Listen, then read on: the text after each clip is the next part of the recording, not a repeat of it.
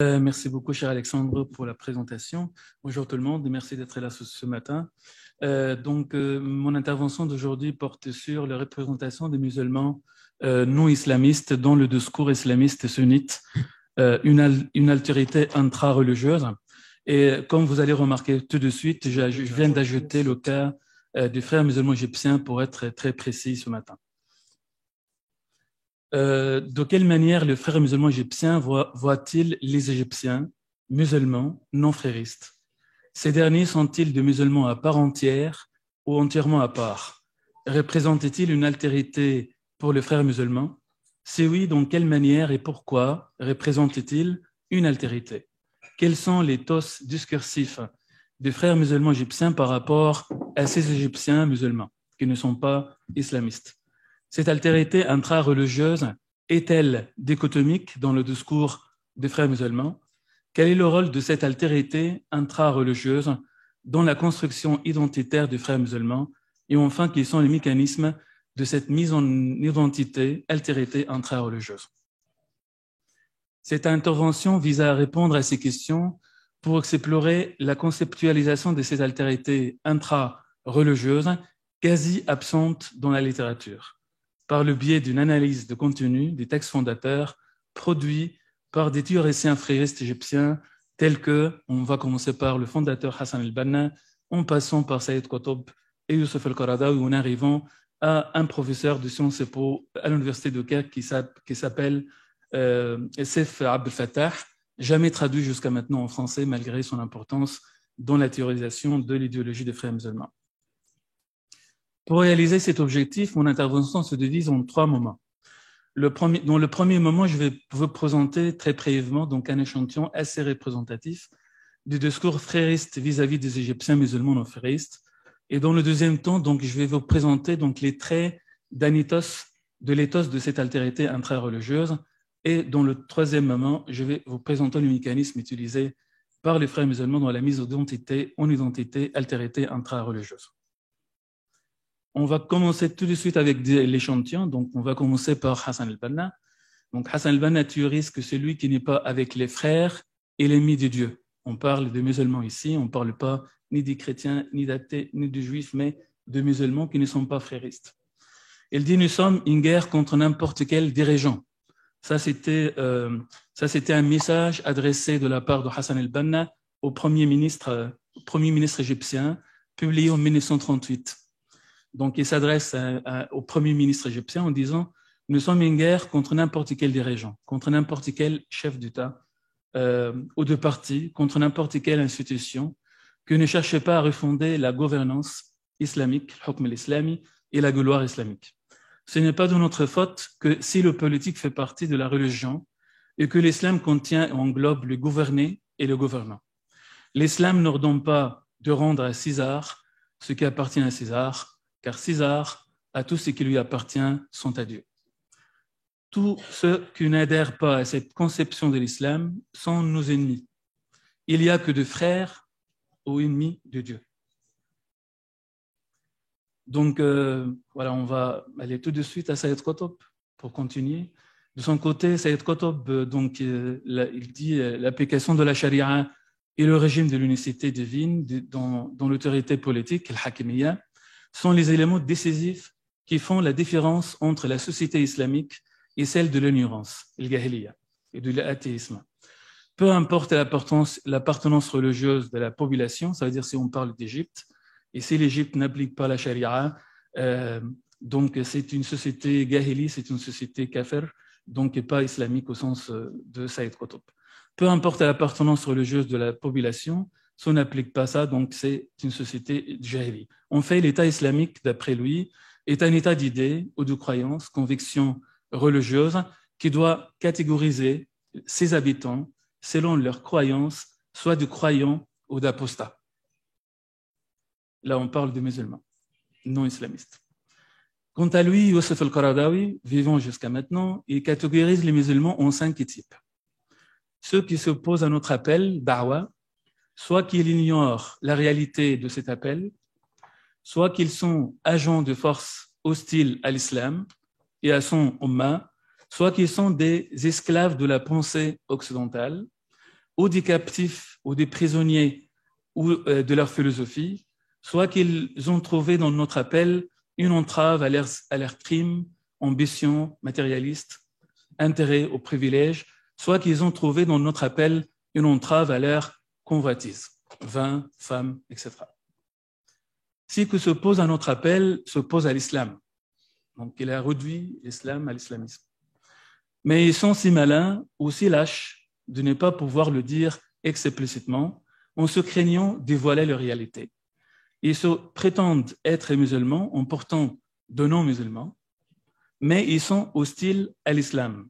Ils ne veulent pas que l'islam règne, que l'Ummah mène le monde, que l'État islamique renaît. En ce qui concerne les savants musulmans non fréristes qui n'admettent pas cette catégorisation, cette vision de monde, ils sont les savants de l'autorité, ulama al-sulta, ou agents de la police, umala al-shurta. Au niveau des liens étroits que les musulmans doivent tisser entre religieux et politiques, Saifeddin al-Fattah, professeur de Sciences Po à l'université de Caire, qui habite actuellement en Turquie, bien évidemment, jamais traduit jusqu'à maintenant en français, mais il continue, donc l'idéologie, la théorisation de l'idéologie du frère musulman, il est très influent parmi les théoriciens actuels, catégorise les musulmans comme suivant. Toute autre vision non islamique, ça veut dire non islamiste et frériste, ne peut pas se composer que de trois protagonistes. Le pharaon, à la place d'un gouverneur juste et légitime, hakam, shara'i wa adl, dans la vision islamiste, des agents des tyrans, umala al-Faraoun, à la place des vrais et bons savants et des technocrates dans la vision islamiste, et des racailles sauvages, donc Sarkozy n'était pas le premier, et des racailles sauvages à la place de la ra'iyya dans la vision islamiste. Le gouverneur, el hakam, shara'i, qui sépare le politique et le religieux, soit qu'il est mécréant, injuste, tyran ou infidèle à Dieu. L'Ummah, c'est toujours d'après Saifeddin al-Fattah, l'Ummah, qui est une personne morale, sa légitimité augmente et diminue, selon ce lien étroit qu'elle doit tisser entre politique et religieux. Elle peut être qualifiée comme mécréante, l'Ummah, tous les musulmans, comme mécréante si elle sépare le religieux et le politique. Une repentance, tawba, est exigée lors de commettre ce péché. Tawba pour l'Ummah entière. Les principes de la promotion de la vertu, de la vertu et de la prévention de vices, l'amr bil ma'ruf wa nahy al munkar, et de la légitimité religieuse, wa shar'iyya ad-diniyya, sont les deux fondements selon lesquels on doit préciser nos alliés ou nos ennemis. Alors donc, je vais présenter un petit échantillon, d'accord, il y a des centaines de textes comme ça. Maintenant, je vais vous présenter les traits de cet ethos des frères musulmans par rapport aux musulmans non fréristes. Dans tel contexte, l'objectif des théoriciens fréristes comme Qaradawi, Saifeddin al-Fattah et les autres est de maintenir le musulman non frériste dans une extériorité intra-religieuse complète par le biais de différentes procédures qui instaure un ordre dualiste. Traitement distinctif dans le champ religieux, catégorisation religieuse et sociale enregistrant un statut hiérarchiquement inférieur, pratique de séparation d'évitement de contact et de dialogue avec les musulmans non fréristes, construction d'un système de représentation qui fait basculer dans un état de nature radicalement distinct de vrais musulmans. Alors maintenant, on va traiter en détail les traits discursifs de cette altérité intra-religieuse. Le premier trait, c'est ce discours est marqué toujours par une vision de monde bipsychologique.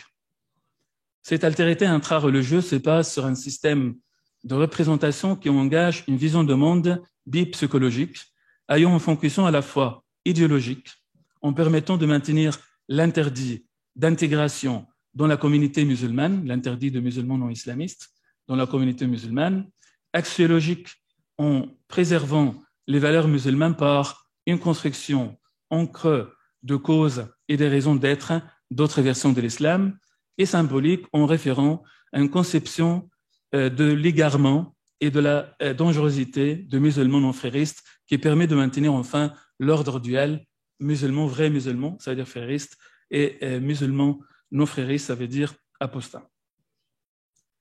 Deuxième trait du discours de frères musulmans par rapport aux musulmans non fréristes, qu'il y a une catégorisation, hiérarchisation et essentialisation.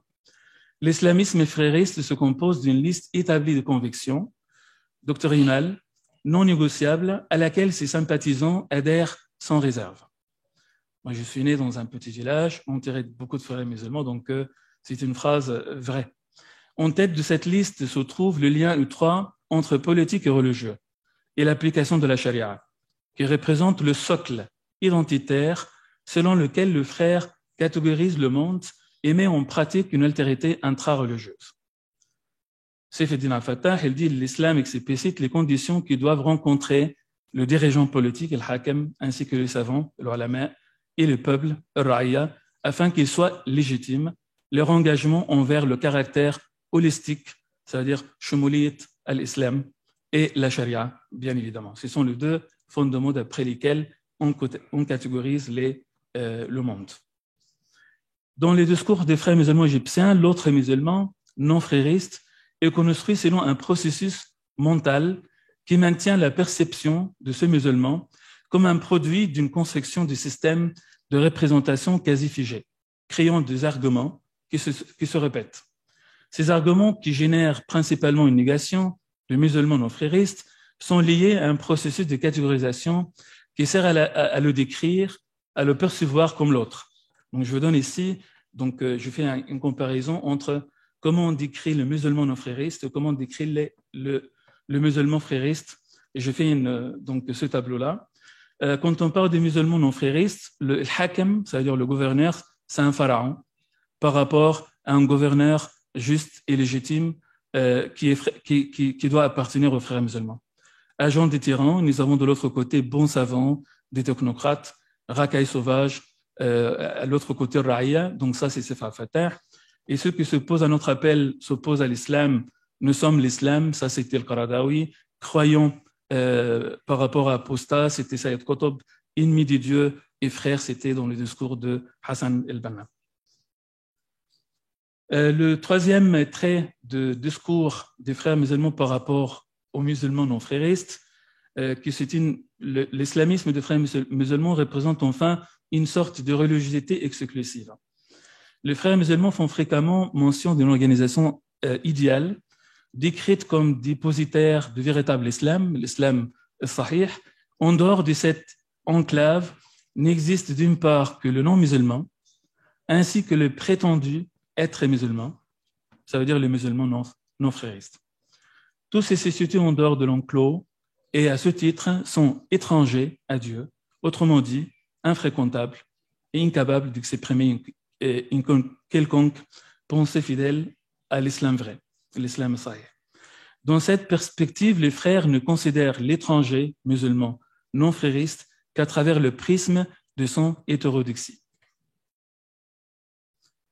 Le trait suivant qui marque le discours frériste par rapport aux musulmans non fréristes, l'autre musulman non frériste est toujours réduit, méprisé et diabolisé. Le langage adopté se révèle méprisant. Par exemple, je vous donne un exemple, après avoir analysé des centaines des textes fondateurs des frères musulmans, on décrit fréquemment les musulmans non fréristes comme traîtres, agents de l'Occident, dominés par l'Occident, occidentalisés, déracinés, instrument d'un complot, corrompus, décadents pour la liberté sexuelle, pour le mariage homosexuel, la légitimation de prostitution, la légitimation de vin, des jeux de hasard, etc. Soit qu'ils sont décrits comme athées, anti-religieux, contre l'islam, hostiles au projet islamique, contre les valeurs islamiques, pas des références islamiques égarées, etc. Soit qu'ils sont décrits comme des vestiges de régimes autoritaires, terroristes intellectuels. Ça, j'ai trouvé ça à 3-4 reprises, terroristes intellectuels, laïcs radicaux, tout ça.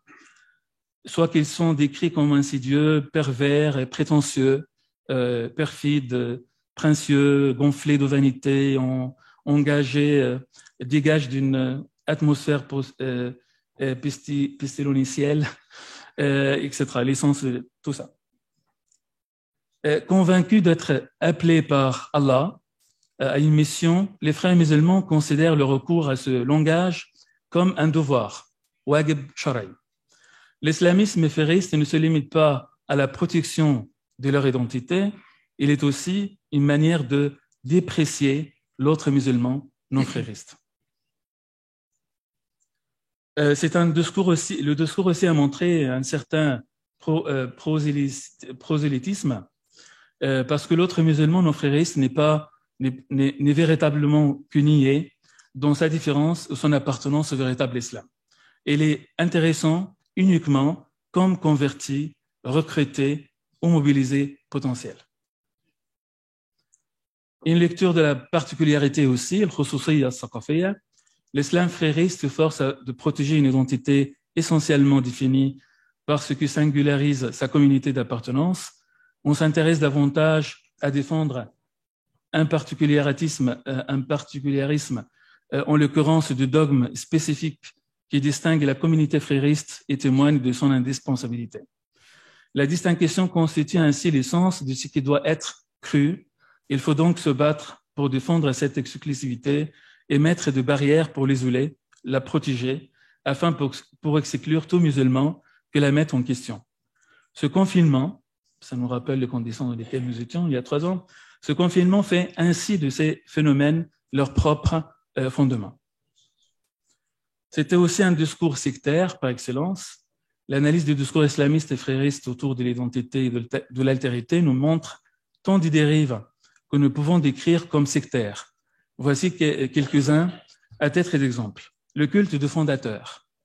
Il arrive que le fondateur, Hassan al-Banna dans notre cas, en quelque sorte la place même du prophète Mohammed. On dit simplement Hassan al-Banna radiallahu anhu, etc. Les frères le vénèrent, le mettent sur piédestal, lui voue une obéissance absolue, tout ça. Il y a beaucoup d'histoires qui racontent comment les frères musulmans étaient obéissants par rapport à leur fondateur, bien évidemment. La formation est strictement interne et l'accent est mis massivement sur la pensée du fondateur. Hors de l'islamisme frériste, il n'y a pas d'islam. L'islamisme frériste ne se présente pas comme étant complémentaire de ce qui existe déjà en islam, mais il se pense exclusivement alternatif. C'est par l'islamisme frériste et par cet islamisme seul qui passe aujourd'hui le salut de l'islam et de l'humanité. Tout le reste est taxé de tidère, d'infidélité, de modernisme laïque, etc. De cet élitisme découle le caractère holistique de l'islamisme frériste. Toutes les vocations sont revendiquées dans l'islamisme qui ainsi se suffit à lui-même comme un réveil et un islam parallèle.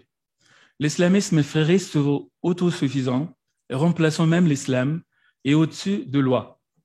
Donc, si on analyse en profondeur les discours fréristes, on va trouver beaucoup de cultes de la souffrance, c'est le mahna, comme on l'appelle dans le discours des frères musulmans, une coupure avec l'extérieur, l'azla shauriya, un vocabulaire propre aux frères musulmans, soit la création de mots nouveaux, soit par le changement de signification de mots usuels, tout ça. Et voilà, on peut continuer comme ça, ainsi de suite. Il y a des dizaines de traits. J'ai combien de temps? Il me reste combien de temps? Tu aurais 5 minutes maximum. Alors, donc, je peux aller maintenant donc au deuxième moment, qui sont les mécanismes utilisés par les frères musulmans dans la mise en identité et altérité intra-religieuse. Donc, ils utilisent pour justifier leur identité et leur mise en altérité intra-religieuse par se définir comme le firqa al-nagiya, comme le groupe sauvé. Les frères cultivent l'idée que leurs croyances sont l'unique chemin d'accès vers la transcendance. En tant que porte-parole de la religion, ils s'estiment indispensables, tout ça. Je vous rappelle simplement le hadith dans lequel on dit « Ma communauté se divise en 73 groupes, dont tous iront en enfer, à l'exception d'un seul. » Donc, les frères musulmans se considèrent comme le groupe, le seul qui va aller au paradis et pas à l'enfer. Donc, le premier mécanisme utilisé, c'est le firqa al-nagiya. Deuxième, al-wala ou al-bara, dont parlait Emmanuel Pisani lors du deuxième congrès et même hier. Donc, je peux définir le wala ou al-bara d'une façon superficielle et très simpliste, vite. C'est l'allégeance aux vrais musulmans et la rupture avec les infidèles. Le wala ou al-bara est le lien le plus étroit de la foi d'après la pensée islamiste. Et troisième mécanisme utilisé, c'était tajarrud. Tajarrud, jamais traduit jusqu'à maintenant en français comme mécanisme de la mise en identité des frères musulmans, c'est-à-dire le détachement, c'est-à-dire le fait qu'on se détache par sa pensée des autres principes des personnes, car notre pensée est la plus noble, la plus globale et la plus élevée, al-asma wa al-arqa. Selon cette conception, le vrai musulman, d'après Hassan al-Banna, doit faire tout ce qui est de son pouvoir pour faire revivre les traditions islamiques et faire disparaître celles des étrangers dans tous les aspects de la vie, que ce soit dans la façon de saluer, de s'habiller, au temps de travail, au temps de repos, quand on mange, lors de ses arrivées, de ses départs, lors de l'expression de sa peine et de sa joie, etc. Il faut aussi, donc d'après toujours Hassan al-Banna, côté les tribunaux et institutions judiciaires non islamiques, ainsi que les clubs, les journaux, les associations, les écoles, tous les organismes qui s'opposent à la pensée islamique. Donc, il y a des liens entre Tajarrud et l'Uzla Sha'riya, il y a beaucoup de liens. Et quatrième mécanisme utilisé par les frères musulmans dans la mise en identité et dans la mise en altérité intra-religieuse, al-Hakimiyya ou al-Jahiliyya ou al-Takfir. Le monde vit dans un état, d'après Saïd Qutb bien évidemment, le monde vit dans un état d'ignorance jahiliya qui caractérisait l'Arabie d'avant l'arrivée du prophète Mohammed. Il oppose Saïd Qutb deux camps en terre d'islam, les mécréants à combattre et les vrais musulmans qui reconnaissent l'autorité absolue de Dieu au sein de la terre de l'islam. À la place de la division classique dont on a parlé notre invité d'aujourd'hui, Farid, la division classique demande en Dar et Salam et Dar al-Harb et le divise le monde en Dar et Salam, en Dar al-Islam et Dar al-Jahiliya. Et cette dernière est définie comme toute société qui n'est pas société islamique. Le musulman doit ainsi rompre émotionnellement avec son environnement musulman non frériste. Et donc le mécanisme d'après, réduction de l'islam à l'islamisme, comme on vient de voir à partir de l'échantillon qu'on a présenté aujourd'hui. Et pour conclure, donc à la fin de cette intervention, peut-on dire que l'altérité intra-religieuse musulmane non islamiste théorisée et pratiquée par les frères musulmans est parmi les formes les plus radicales d'altérité? Et ma réponse, d'après les analyses que j'ai faites, oui, c'est une altérité qui trouve son expression idéale typique et qui extrême sous la forme d'un fait social total, au sens de Mos, dans la mesure où elle s'inscrit à la fois dans des pratiques et des discours, se pose des représentations, une théorisation, une organisation d'affect. C'est un phénomène total. C'est une sorte de grand autre, big other, qui désigne une altérité radicale, si on utilise donc les lexiques de Lacan, le psychologue français. Alors pourquoi je peux qualifier cette altérité comme une altérité très radicale? Parce que la conception d'identité frériste est indissociable de la conception de cette altérité intra-religieuse que j'ai présentée aujourd'hui, dont l'identité frériste tire sa raison d'être et sa légitimité. L'identité frériste se définit d'abord et avant tout par rapport à l'autre musulman et non frériste et pas par rapport à n'importe quel autre. C'est une altérité intra-religieuse ontologique, épistémologique et systémique. On peut dire à la fin de notre présentation que cette mise en altérité intra-religieuse comme catalyseur de l'identité collective islamiste des frères musulmans a ainsi ouvert la voie à la formation d'un foyer d'identité conflictuelle qui s'expose comme un horizon non étatique, non pluraliste, pour réaliser la domination à la fois sur l'islam, sur le pouvoir politique et sur le monde. Comme le dit très bien le penseur égyptien contemporain Younes. Tout ce qui précède dément une idée reçue mais dominante dans la littérature, l'islamisme frériste est principalement une remise à distance identitaire de l'ex-colonisateur sur le territoire culturel. Ce que je viens de présenter aujourd'hui dit le contraire. Donc, c'était une mise en altérité par rapport aux musulmans qui ne sont pas fréristes et qui ne croient pas à la vision de monde islamiste. Il reste à dire à la fin qu'explorer cette altérité intra-religieuse, quasi absente dans la littérature, s'impose et que mon intervention d'aujourd'hui n'est qu'une ébauche. Donc, c'est un travail en cours. Merci beaucoup. Merci Wael.